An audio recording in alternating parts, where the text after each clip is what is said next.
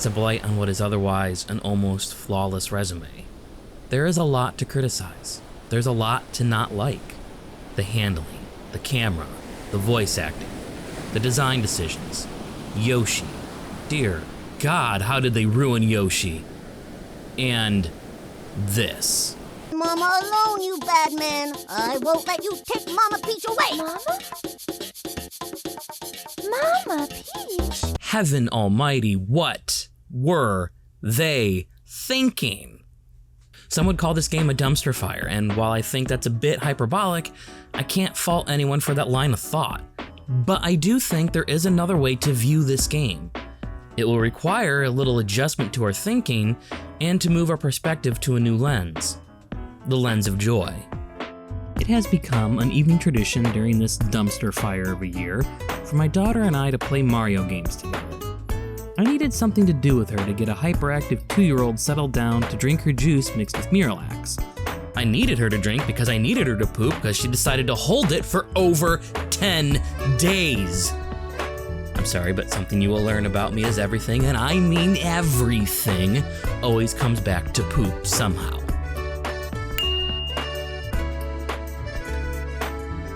So while we're playing Mario 64, her favorite parts of that game were the water levels, to my chagrin. So Super Mario Sunshine really got her attention, because that game is all about water. And her smile hardly ever faded as we played. She loved everything about it. She laughed at the silly monsters. She giggled as we cleaned up the chocolate. This game was her jam, man. See, she viewed this through a different lens than I. For her, it's not about design or fair challenge or extensive padding. To her, it was just Walt Disney color vomit on screen with a jumping obese plumber. And water. She viewed this through a completely different lens. That lens of joy. And I want to view this game as well through that same lens. And viewing it that way, I have a different perspective now. So join me, if you will, in the year 2002. The year of blonde frosted tips. Hello, gentlemen. 10 nations were added to the European Union this year, and the euro was officially adapted as the official currency of the EU. Star Wars Episode 2 Attack of the Clones came out, which was okay. And Sam Raimi's Spider-Man released close to it, creating the start of the superhero comic movie craze. And also the first of 3 times we've seen Spider-Man's origin on screen? Is it 4 times? Does Captain America Civil War count? Or how about Into the Spider-Verse? Does anybody count those? I'm gonna count it. I'll count it. I'm counting it. Leonardo DiCaprio made his cinema comeback with Catch Me If You Can this year. Every teenage girl in America was obsessed with the Nicholas Sparks book movie, A Walk to Remember, which would promptly be forgotten about and usurped by The Notebook 2 years later. What do you want? Oh, and comedy films took a giant dump this year.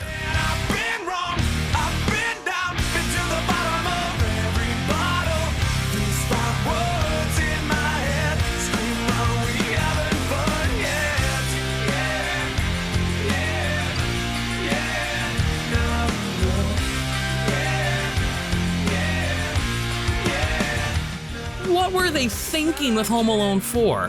French Stewart, why have you betrayed us? Why, French Stewart? Why?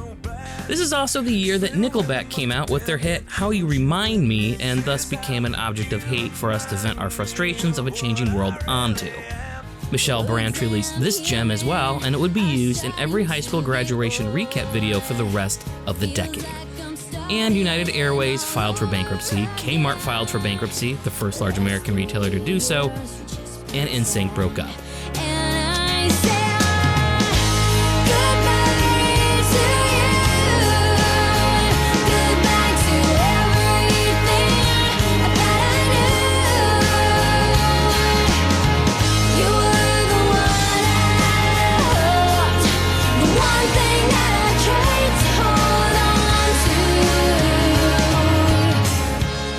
At least this was the year we got a new Mario game, am I right? Truly, this is the darkest timeline.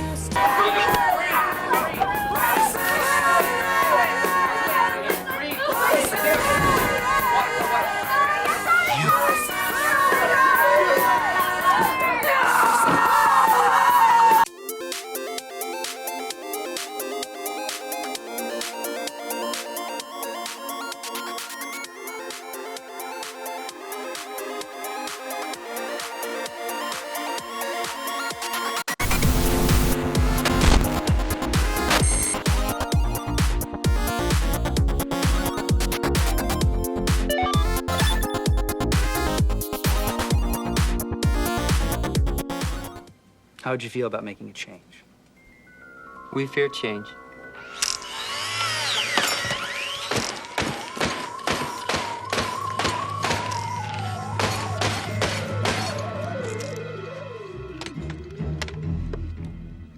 The Nintendo GameCube launched in the fall of 2001, and while it did have a very impressive lineup of launch titles, conspicuously absent was a Mario game. I mean, every other Nintendo console before this, at least in America, launched with the Super Mario game. I guess Luigi's Mansion could count, but it would be an entire year before we saw Super Mario Sunshine come out, making it how long since the last Mario game came out? Hang on, let me check here. I'm checking, it's 6 years? That's a long time when you think about the fact that the NES saw 3 Mario games launch in the span of 5 years. The Super Nintendo launched with Super Mario World in 1991, and Super Mario All-Stars came out in 1993, which, at least for an American audience, had an unreleased Mario game, and then Super Mario 64 came out in 1996. And these are just the home console titles. That's not even including the Game Boy game releases during this time. And here's the kicker. Super Mario 64 is the last original new mainline Mario game of the 90s. The Game Boy Color and Game Boy Advance wouldn't get an original Mario game, only remakes of classic Mario titles with updated visuals and gameplay elements. Fun fact, Mario, Nintendo's mascot, does not have an original title for 2 of Nintendo's consoles, the Game Boy Color and the Game Boy Advance. 3 if you count the Virtual Boy, but we're not counting it. While the Zelda franchise would get an original title for every single Nintendo console. Once again excluding Virtual Boy because it doesn't count. Also, I'm considering Breath of the Wild a Wii U original, even though it was a Switch launch and I only played it on the Switch, but since there will be a direct sequel only for Switch, I will consider it the first Wii U game to be ported to the Switch. For now, I reserve the right to change my mind, cause I can. In August of 2002, almost a full year after the GameCube was launched, Super Mario Sunshine was released. Not only is this the anticipated follow-up to the critically acclaimed, universally adored Super Mario 64, this is the first new and original Mario game on any platform in 6 years. The hype was real. And it didn't live up to it. Super Mario Sunshine would be the first mainline Super Mario game to not be directed by either Shigeru Miyamoto or Takahashi Tezuka, the original creators of Super Mario Bros. Instead, Miyamoto would serve as a general overseer and Takahashi Tezuka would serve as the game producer. The director of the project would be Yoshiaki Koizumi, who worked on Mario 64 as a level designer. Nintendo's methodology for developing a new game could be kind of freeform. Typically, it works out pretty well. They don't always set out with making a certain type of game and then figure out the hook from there. Instead, they'll fiddle with an interesting concept or mechanic idea and figure out if it fits one of their franchises from there, or if it should be its own new IP. They will then follow the creative logic from source of the original idea. This is how we got Splatoon. Yoshiaki Koizumi came up with the main mechanic for Super Mario Sunshine when playing around with the GameCube controller's analog triggers. They reminded him of a water pistol. He wanted to create a game around that. He started with the idea of a character who used a water pistol. From there, he asked basic questions. When do you use a water pistol? And who uses a water pistol, typically? This led to him thinking of children playing with water pistols in the summer, which led to setting the game in a tropical paradise where the sun shines all year long. But what would you do with that water pistol? I mean, besides shooting enemies. He came up with the idea of cleaning things up like graffiti. Nintendo decided that the best fit for this mechanic Koizumi created was with a Mario game, which did have some internal strife. See, Mario had never used a tool before, as a core mechanic at least. I mean, maybe the boot in Super Mario Bros. 3? And there was question about if this would feel like a Mario game or would it feel too different. And by having it set in the tropics, there was a question about Mario's outfit. Would he wear his red shirt and blue overalls? Would he be Mario if he wore something else? It was decided the only change to his costume would be his shirt, which would now be short sleeves. Obviously, they had no such qualms about costume changes for Super Mario Odyssey. They also changed the water pistol to a water pump so that way it wouldn't be construed as a gun and could go over better with being a family game. Mario is Nintendo. He is their main mascot, the very identity of the Nintendo brand itself. While they needed to have something new and novel, they also needed to make sure Mario would still be recognizable as Mario in every conceivable way. So there was a lot of discussion about what made Mario, Mario, and they didn't want that to be lost. But since Luigi used a tool in Luigi's Mansion, they decided it was okay for Mario to do so as well. And to also help balance out the newness of FLUDD, they made sure to stick to a lot of concepts from Super Mario 64 to keep things very familiar. We fear change. This is the conundrum of Super Mario Sunshine. On one hand, the addition of FLUDD is wonderfully integrated with the movement set of Mario established in Super Mario 64, though they did get rid of the long jump and the backflip high jump, which is sad. It is a fun addition with the twist on the Mario power-up idea, and it works. This time with different nozzles for your water pump rather than hats or mushrooms and flowers. On the other hand, the designers relied heavily on the ideas that made Super Mario 64 a huge success, so his movement is largely the same, save for the moves they subtracted from his momental arsenal. And courses were designed to ensure they felt similar to the freewheel exploration that made Super Mario 64 so fun. But some of the best moments of gameplay are the times when FLUDD is actually stripped away from you and you have to rely on your platforming skills. Really, Super Mario Sunshine is a tale of two games.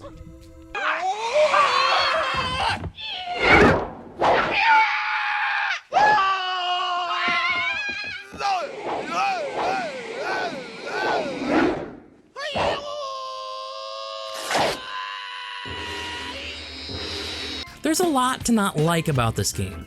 FLUDD and how it impacts Mario's movement and platforming prowess is not among them, even though FLUDD does cause a schism in the game design, taking a platformer and turning it into a third-person shooter at times. Taking a page from Mario 64, his jump is still integral to his movement, but once again, his design is based on his momentum and not on precise platforming. But with the addition of FLUDD, the designers were able to give players a safety net and incorporate some more precise platforming than Mario 64 had. FLUDD comes equipped with two basic nozzles. The standard nozzle, which is used to clean graffiti and shoot at enemies, and then the hover nozzle, which is used to hover, obviously, for a limited time. While this does take away from needing to be perfect in your platforming, it adds that much needed safety net for players as platforming game design was still getting figured out for the 3D realm at this point. The addition of FLUDD becomes a double-edged sword here. On one hand, its augmentation of Mario's movement and momentum is dynamic and fun. How hard you press the analog trigger slowly ramps up the water pressure. If you hold the trigger almost all the way down, just shy of the click when it's fully depressed, Mario will spray water at full blast while running around at full speed. Click the trigger all the way down and he'll stand in place to spray water and giving you more precision of where you spray. This gives you choice. Keep your momentum while clearing enemies and obstacles from your path, or stop movement for precise shooting to take care of specific enemies and areas covered in the goop. FLUDD gives you more choice and control over Mario's momentum in this game as well. You can use FLUDD to spray water in front of you and then dive into the wet area and Mario will slide further and faster. Or you can use a hover nozzle to slow down and be precise in your platforming. While it does take away some momentum, it doesn't inhibit it, rather it gives a player choice in how to use Mario's momentum. It's kind of cool how they took the novel idea of FLUDD and the original concepts established in Mario 64 and combined them mostly seamlessly. But on the other hand, FLUDD causes a schism in this game. While there are plenty of moments where FLUDD augments Mario's movement and momentum, giving the player choice in how and when to use it, there are other moments where FLUDD is used to slow things down to a crawl, or even to a complete stop. There are some enemies, bosses, and obstacles that allow you to choose how to encounter and how to use FLUDD, but there are others where it turns Mario into a shooter, and Mario has to plant his feet, stand still, and carefully aim. And don't get me started on that last Bowser course. What were they thinking? This is a big part of the problem with Super Mario Sunshine, making it the black sheep of the entire series. While FLUDD is integrated really well into Mario's moveset, the nature of the device created a schism in the gameplay, making the designers choose between creating platforming challenges or shooter challenges. Rarely are the two intertwined, and intertwined well. But that's not even the biggest problem. Exactly how does the suck cut work? Well, as you can see, it sucks as it cuts. It certainly does suck. Turn it off, man! Turn it off! It's sucking my will to live! Mario Sunshine doesn't have one or two glaring problems. It's the little things that does its adventure in. It's the camera, the faulty collision detection, and most of all, the padding that slows progression to a frustrating crawl. What was great about Mario 64 is you could boot it up, hop in a painting, play for 10 minutes or so, and get a star. Hop in, hop out, had a nice little smoke break from work, and made some progress in the game. While Super Mario Sunshine has that for some of its stars, which are now called shines, and others it's unnecessarily padded.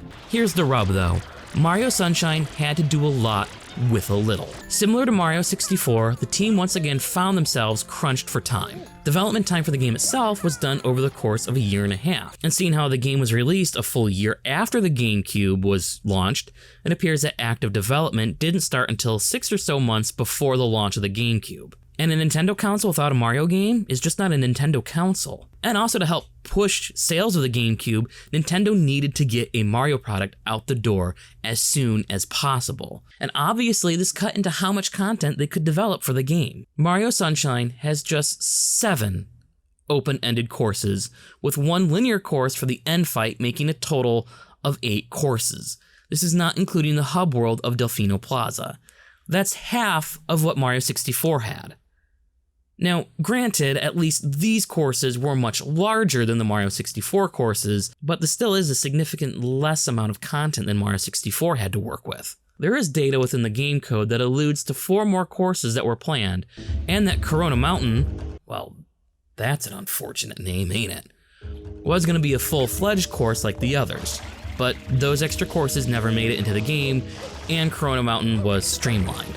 Mario 64 set the expectation for length and breadth of content. Seeing that we are once again tasked with collecting a type of star, or in this case, shine sprites, it would have been insane not to have 120 of them like Super Mario 64 had. So they had to up the shine count per level this go around. Each course now has 8 shines, with a 9th for getting 100 coins, a 10th for doing the secret level 8 coin time challenge, and an 11th for finding the super hard to find secret shine in the course. With 7 courses and 11 shines each, that only gets you to 77 shines. 78 once you get the shine for defeating Bowser, and 79 when you count the shine you get from the very start of the game. That leaves just 41 more shines they have to figure out how to jam in there. What do you add? How do you get to that magical 120 shine number? Well, first you add some secret shines in the hub world, just like Mario 64. There's 15 of them in this one. Then add collectibles. Collect blue coins throughout the game to get 24 more shines. And 1 more shine you have to get by going back to the airstrip from the start of the game. And here's the problem. These blue coins, they're arduous. I didn't do it. Heck, I barely beat this game. This slows the whole thing to a crawl. Finding and getting blue coins, not fun, man. Not a treat. No bueno. There are a lot of shines in here that take too long to get. You can't just hop in and hop out like before. There are entire play sessions where it feels like you don't make progress. It's frustrating and feels fruitless. This is on top of the fact that some of the main shines and some of the levels themselves are not fun to find and get. They too slow parts down to an absolute crawl, and sometimes your success or failure is down to the luck of the draw. One of the biggest offenders is this shine sprite in Rico Harbor. In order to get the shine, you have to get this Yoshi out of its egg.